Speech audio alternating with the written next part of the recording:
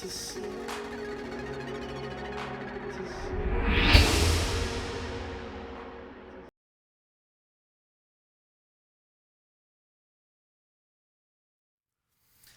R&D, that's kind of the preamble, and we'll rattle through it fairly quickly, and again, just jump in at any point. But for us, what R&D means is getting things into our stores, getting products and services in better, simpler and cheaper. It's a bit of a Tesco mantra that to go in, it has to be better than what we have already, simpler and cheaper.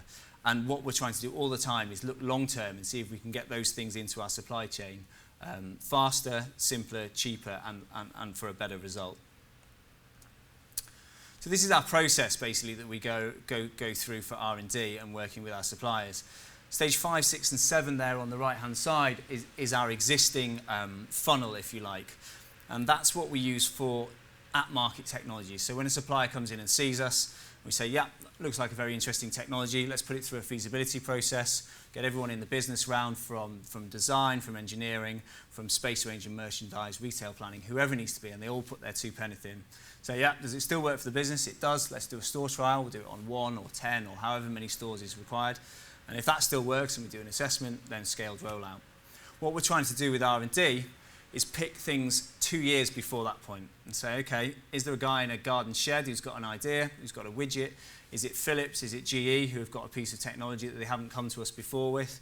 And how can we get involved in that technology between 0 and 2 years away from being at market? And how can we help them shape the technology for our needs so it can go straight into our store? It can get through those stage gates 5, 6 and 7 much, much quicker.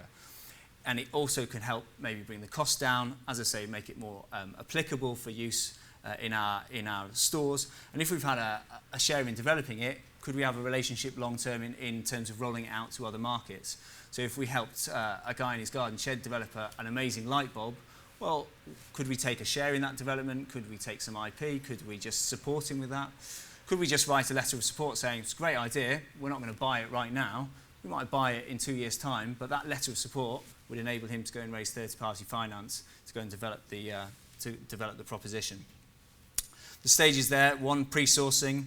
What are the problem statements in the business? What are the things that the challenges the business is trying to solve? Leak-free refrigeration, for example. Prioritising those projects, publishing those projects in some software, and it's what we call our sort of dating agency. We have a need, the marketplace has a sell, can we bring those 2 things together?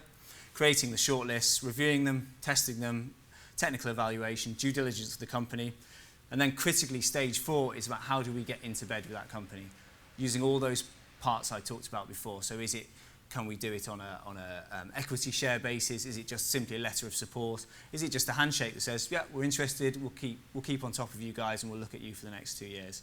Or is it something more detailed? We'll give you some money, we'll take a share in the company, as I say. So then there's the development of the product. After all that, let's say we've got an agreement with a company to develop a product and we're expecting it would take between 1 month and 2 years. And this is critical that it's less than 2 years for us because R&D has all these connotations that it takes 10 years, millions and millions of pounds, and that's unfortunately not the Tesco model. What we want to see is innovation and commercialisation rather than research and development. So it's really taking some ideas that have already had some pre-work on them and saying, how can you make them fit our estate so that when they hit the market, we could buy 200,000 units off you straight away. How do we find that? So going back just quickly to the sourcing, which is stage 2. This is our sort of dating agency software. We use a company called Ivoridis, who have a matching algorithm. And on the left-hand side of the slide there, we put in our challenges, our projects and our problems. And we say, these are the things that we're looking for in the marketplace. And they build a profile of the weight of the target weight, the target cost. If it's biofuel or something, the chemical composition of the fuel. If it's an air handling unit, how big should it be? What should its performance characteristics be? What are we trying to target? They will then go out to the marketplace and they will say, right, we've come back with the following 50 companies, which we've whittled down to 10. Our matching algorithm shows that as you've weighted your requests, we've weighted the answers. This one's a 100% match, this is an 80% match, this is a 70% match. Now over to you. And they would hand over to us and we would say, right, we want to speak to everybody who's got above an 80% match. And that's something we're just starting to do now. And we're starting to try and put a bit of a framework around that search process so that we see the right people for the right technologies. As you can imagine with Tesco, and I'm sure with lots of other companies, you see a hell of a lot of people coming through our door. and they're not always the right people, and that's a waste of time for them, and it's a waste of time for us. And what we're trying to do is be a bit more targeted about clean tech and R&D, and about the people that we see and the people we have those discussions with. The program structure, as I say, is the problem statement. What is a broad problem that we have? It might be low CO2 refrigeration.